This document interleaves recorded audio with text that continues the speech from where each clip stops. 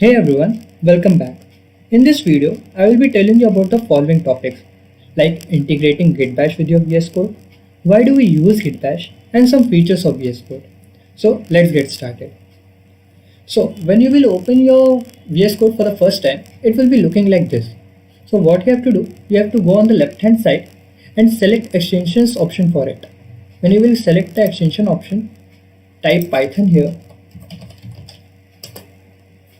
Click on the first option and click install. In some of your VS Code, it will be pre-installed, so don't worry, it's okay. Now just close it. Okay, so now our Python extension is installed in our VS Code. Now let's talk about why we installed Git Bash and what this terminal thing is. Okay, you can see a terminal here. So what this terminal thing is. So we will be coding in Python in some time. Therefore, for that, we will be making a new folder to store our Python files in it. So let's make a new folder here. Let's create a new folder and name it as Python code. Obviously, you can name it anything. Okay. So go inside it. So after going into the folder, what will I do? I will make a new text document file here. Okay. And I will name it as hello. So my new text document file is made with the name of hello, but I have to make a Python file. Okay, so what I will do, I will go to view, select this option, file name extensions, and then rename it as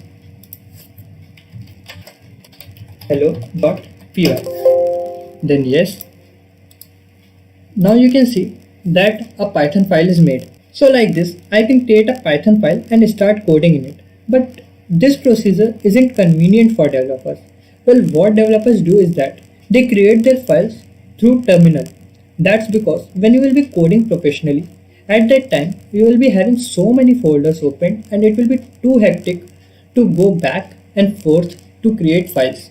Now, the terminal which comes with Windows is PowerShell. You can use PowerShell too, but developers prefer Bash over it. That's just because sometimes developers have to use Linux commands in the terminal. And for commands like Linux, we use Bash. Well, we can run PowerShell too, but it doesn't support all the commands.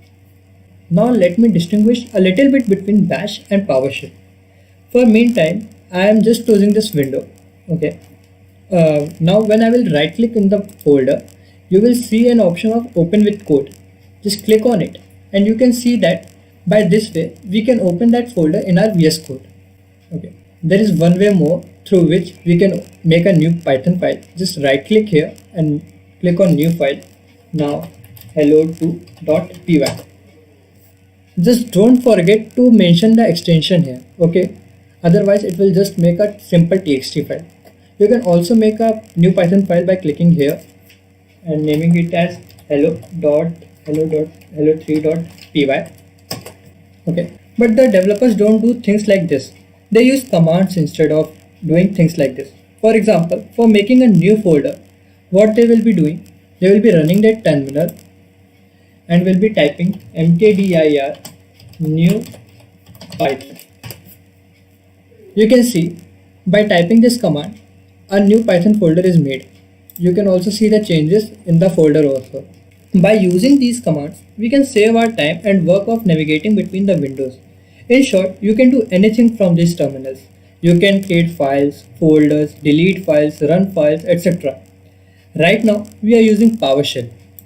Okay, you can see we are using PowerShell right now. But we will be using Git Bash in the future. So what is Bash? It is a shell to run commands, and if you don't know Git, then it is a tool which we will be using in further lessons. Well, let's now integrate Bash in our VS Code. So what I will be doing, I will be clicking here, then select default profile, then Git Bash. Now I will restart my VS Code again. Now I will type VS Code.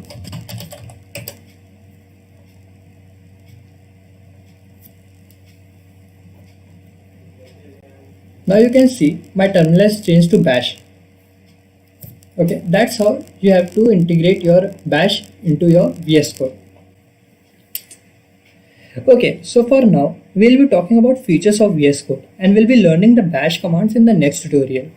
So let's go to Files, then Preferences, and then Settings. So as you can see, you can change the size of your text on the VS Code. You can even change the font family and you can go to files, preferences and color theme to change the theme of your VS Code. I'm using Abyss. You can use anything. You can use a dark plus.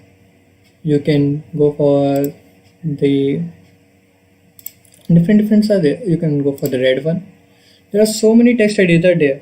Okay, so you can select anyone. Well, one more thing that I want to tell you is that you can open and close the terminal by pressing Ctrl plus tilt. Tilt is the button above the tab one. Okay, so that's all for this video. We'll be learning different types of terminal commands in the next video. Till then, thanks for watching the video. We'll be meeting soon.